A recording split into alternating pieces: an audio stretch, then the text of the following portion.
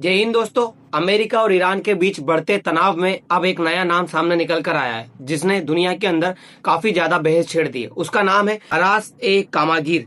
ये जो ड्रोन है ईरान का एक बहुत स्पेशल ड्रोन बताया जा रहा है, जिसके द्वारा इस ड्रोन ने अमेरिका के HQ-9 रेपर ड्रोन, जो कि अमेरिका का सबसे पावरफुल ड्रोन बताया जाता है, उसको स्ट्रेट ऑफ हॉर्मुज में डुबा डाला। यानी कि इस ड्रोन ने सिर्फ अमेरिका के HQ-9 ड्रोन को ही नहीं, बल्कि बताया जा रहा है कि अमेरिका का स्टेल्थ टेक्नोलॉजी से युक्त फाइटर जेट, जिसे F-35 कहा जाता है, उस फाइटर जेट को भी लॉक कर लिया था। उसके बाद इस फाइटर जेट ने उल्टे पैर भागना शुरू किया। दोस्तों, ये ईरान का ब्रह्मास्त्र इतना बड़ा और इतना डेंजरस क्यों बताया जा रहा है? क्या आज भी ईरान अमेरिका के सामने घुटने नहीं टेक रहा है? दोस्तों, ये सारा माजरा क्या है? अमेरिका जो अपने फाइटर जेट ड्रोन पर इतना ज्यादा इतराता है, आज ईरान ने उनको स्ट्रेट ऑफ हॉर्मुज में डुबा दिया। मतलब वो पानी के भाव चले गए। इसका नाम है अरास ए कामागीर। अरास ए कामागीर इस तरह का ड्रोन है। इसने अमेरिका का देखिए कितना भारी नुकसान किया है।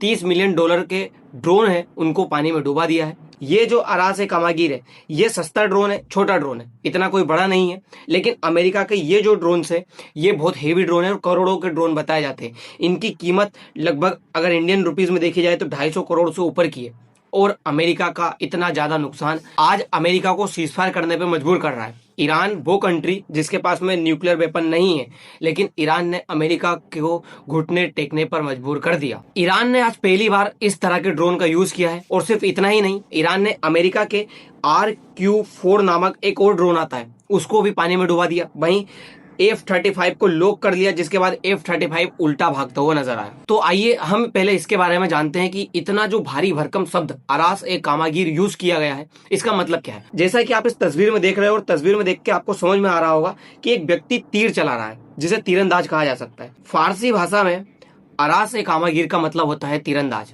यानी कि तीर चलाने वाला। फारसी पौराणिक कथाओं के अनुसार एक तीरंदाज ने इस तरह का तीर चलाया था जिसने ईरान की सारी सीमाओं की सुरक्षा सुनिश्चित कर दी थी।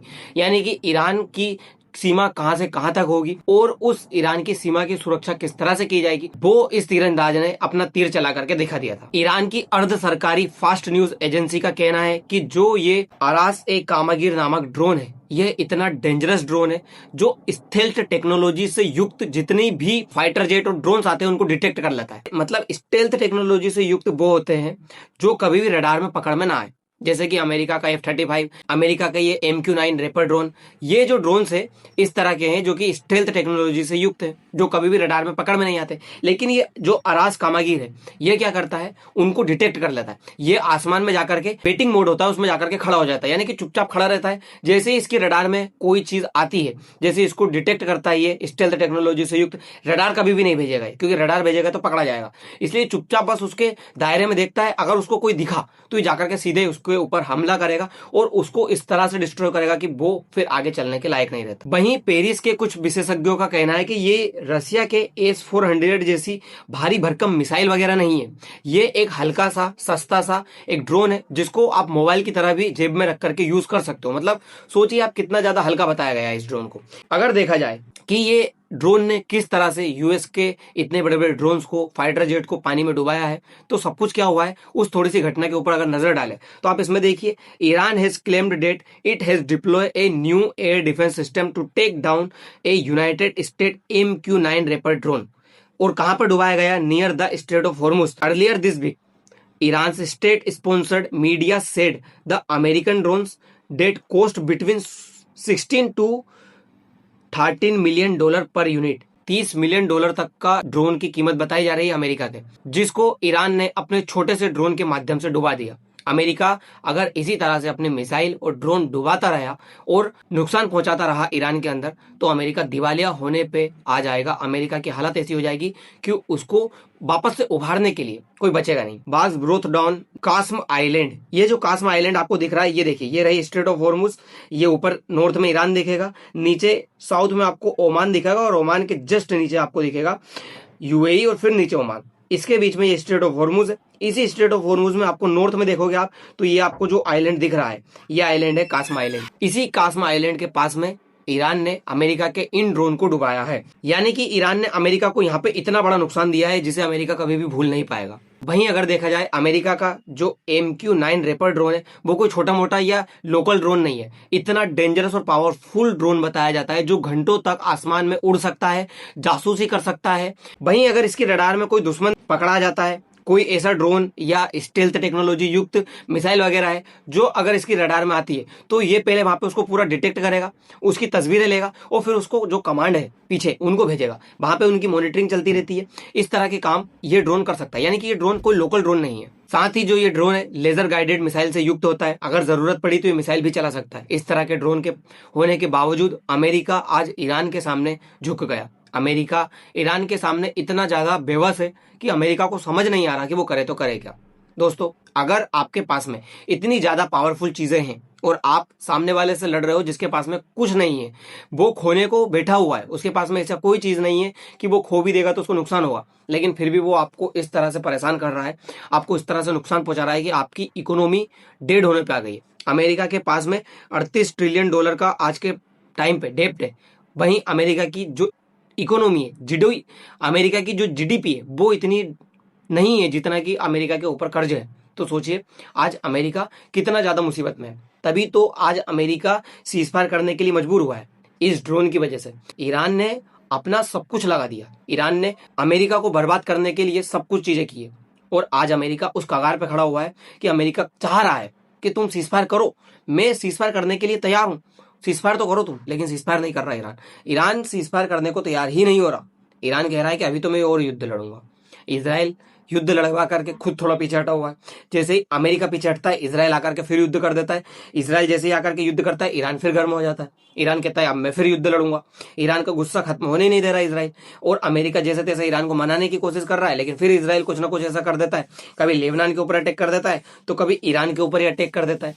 तो जो ये सीजफायर वाला सीन चल रहा है, लगता नहीं है कितनी आसानी से सीजफायर होगा। अमेरिका के पास प्रॉब्लम क्या है इस ड्रोन की? इस ड्रोन की है स्पीड थोड़ी स्लो, क्योंकि ये सर्विलांस के लिए बनाया गया, जासूसी करने के लिए बनाया गया और जासूसी करने के लिए ये उस एरिया में गया हुआ था। अब जैसे ही ईरान के अरास से कामागीर नामक ड्रोन ने देखा, उसके रडार में जैसे ही ये पकड़ में आए, इन्होंने इसके ऊपर ऐसा हमला किया, उसको जो है सर्वाइव ही नहीं कर पाया। दोस्तों देखिए, एक तरफ है अमेरिका का बहुत भारी भरकम और पैसे वाला MQ-9 रेपर ड्रोन, जिसके लिए काफ़ी ज़्यादा मशक्कत करनी पड़ती है, अमेरिका को काफ़ी ज़्यादा पैसे खर्च करने पड़ते हैं, बनाने के लिए बहुत टाइम लगता है। वहीं एक तरफ है ईरान का ये सस्ता सा हल्का सा ड्रोन अरास ए कामागीर। इस ड्रोन के लिए ईरान को इतने ज़्यादा पैसे भी यूज़ नहीं करने पड़े। आज ईरान ने यह बता दिया कि ईरान के पास में अभी भी लड़ने की क्षमता है। अमेरिका चाहे कितना भी ड्रोन मिसाइल ये यूज़ कर ले, लेकिन ईरान आज भी लड़ने के लिए खड़ा हुआ है। ईरान जल्द से जल्द इनका जो मास लेवल पर प्रोडक्शन है वो कर सकता है, लेकिन अमेरिका खुद के ड्रोन का इतना मास लेवल पर प्रोडक्शन नहीं कर सकता। अमेरिका को बनाने में टाइम लगते हैं, पैसे लगते हैं, लेकिन ईरान जो है सस्ता और सुंदर बहुत अच्छे से बना ले जा रहा है। इसकी कहीं ना कहीं अगर हेल्प की जा रही तो रशिया की तरफ से की जा सकती है। दोस्तों, ये ड्रोन तो आपको याद ही होगा जिसका नाम है शाहेद ड्रोन। इसने अमेरिका और इजराइल को इतना ज्यादा मजा चखाया था। अमेरिका की जो एयर डिफेंस सिस्टम है, थर्ड एयर डिफेंस सिस्टम, उसको भी पूरी तरह से चकनाचूर कर दिया। मतलब सोचिए, अमेरिका की मिसाइल निकलती है 15 और ये आते हैं 500 में। अब 500 ड्रोन को एक साथ कवर करना आसान नहीं है। 40-50 ड्रोन फिर भी जाकर के लग जाते हैं। तो ये अमेरिका की महंगी मिसाइलों को नुकसान पहुंचा रहा था। वहीं इजराइल का जो आयरन डोम सिस्टम है उसको भी नुकसान पहुंचा रहा था और ये फायदे में रह रहा था। जो ईरान है वो बहुत ज्यादा मात्रा में मास लेवल पर प्रोडक्शन कर रहा था और इसका प्रोडक्शन कौन करवा रहा था? रसिया इसकी हेल्प कर रहा था। तो कहीं ना कहीं इसको प्रॉब्लम हो रही थी। वहीं आज ईरान ने दुनिया के 20% ऑयल के व्यापार के ऊपर कब्जा कर लिया है। आज ईरान का स्ट्रेट ऑफ हॉर्मुज के ऊपर पूरी तरह से कब्जा है। वो अगर चाहे तो यहाँ से ऑयल टैंकर निकलने देता है, वरना नहीं। आज स्ट्रेट ऑफ हॉर्मुज में लगभग 1500 से ऊपर के आसपास ऑयल टैंकर फंसे हुए हैं। भारत के ऑयल टैंकर भी यहाँ से नहीं निकल पा रहे। यानी कि ईरान के पास पावर तो है। ईरान अगर लड़ने की कोशिश कर रहा है, अमेरिका के सामने खड़ा हुआ है, तो बैकडोर से कोई ना कोई उसकी हेल्प कर रहा है। और जहां पे अगर नाम निकल कर आता है तो रूस और चाइना का आता है। रूस और चाइना चाहते ही हैं कि अमेरिका की इकोनॉमी थोड़ी डाउन में जाए। तभी तो अमेरिका जो है रूस और चाइना के सामने घुटने पर आएगा, क्योंकि अगर अमेरिका नहीं आएगा तो वो टेरिफ खेलता ही रहेगा और उसका टेरिफ खेलना ही आज दुनिया के लिए घातक साबित हो रहा है। क्योंकि अगर वो ईरान के ऊपर हमला नहीं करता तो हो सकता है आज दुनिया के अंदर जो ऑयल और गैस के प्राइसेस है ये नहीं बढ़ते। अब देखना ये होगा कि जो ईरान यहाँ से स्ट्रेट ऑफ हॉर्मुज ब्लॉक करके रखा हुआ है, क्या वो खोलेगा? और जो अरास ए कामागीर नामक जो ड्रोन का यूज कर रहा है ईरान, वो कितने ज्यादा ड्रोन और बना सकता है? दोस्तों, ये सारी चीजें देखने वाली बातें होगी। फिलहाल के लिए इतना ही, मिलते हैं अगले वीडियो में। धन्यवाद।